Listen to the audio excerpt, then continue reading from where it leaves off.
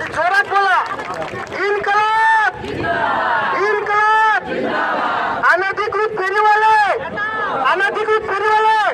वसाई विरोध, अनधिकृत फेरीवाले हटाव। त्याचबरोबर संरक्षण मिळालं पाहिजे,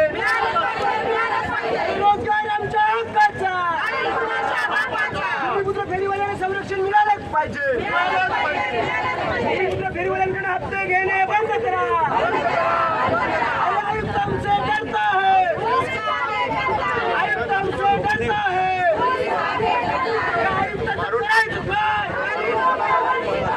राजकीय पक्षाच्या दबावाखाली काम करणं बंद करा। मी सगळ्यात पहिला हा तर विषय 2009 साली महाराष्ट्र नवनिर्माण सेना ज्यावेळेला मी मनसेमध्ये होतो, जितेंद्र पाटील साहेब, तेव्हा आपण हा मुद्दा छेडला होता। प्रफुल्ल ठाकूर साहेब, आपण सगळ्यांनी प्रतिनिधित्व केलं होता। सगळ्यांनी फक्त 2च मिनिटं आपलं मनोगत व्यक्त करा, कारण आपल्याला अधिकाऱ्यांना बोलून हे करायचं। 2च मिनिटं प्रफुल्ल साहेब। आजच्या या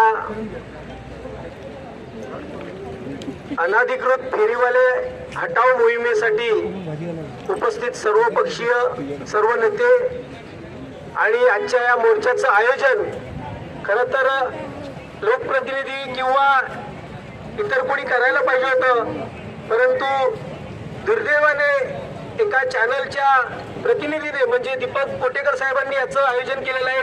त्यांना खूप खूप धन्यवाद देतो। परंतु प्रश्न असा आहे की फेरीवाल्यांच्या संदर्भातलं जे धोरण आहे हे धोरणच महानगरपालिकेकडे नाहीये। मुळात फेरीवाल्यांची नोंदणी केलेली असेल 15,000 लोकांची, तर त्या फेरीवाल्यांसाठी एक फेरीवाला शहर समिती स्थापन करणं गरजेचं आहे। त्याच्यानंतर प्रभागवाई समिती स्थापन करणं आणि त्यानंतर एक तांत्रिक समिती स्थापन करायला पाहिजे। परंतु असल्या कुठल्याही समित्या स्थापन केलेल्या गेलेल्या नाहीत, आजतागायत। आता आपल्याला सुदैवाने विरोधी पक्षनेते आपल्या सोबत आहेत। मी मनोज पाटील साहेबांना विनंती करतोय की सभागृहामध्ये आज आता याच्या पुढे 100% म्हणजे 100%च काम करायचे, विरोधी पक्षनेत्याची भूमिका बजवायची आहे। त्यामध्ये या फेरीवाल्यांच्या संदर्भात जे महानगरपालिकेचं धोरण आहे ते धोरण पहिलं जाहीर करायला पाहिजे।